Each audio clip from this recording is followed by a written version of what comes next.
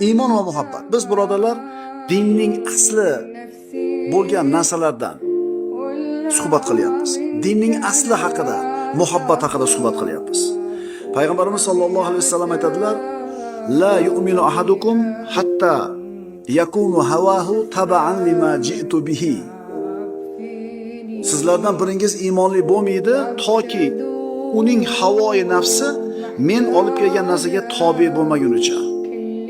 Biz Rasululloh olib kelgan narsani yaxshi ko'rib, qabul qilib itoat qilishimiz bor.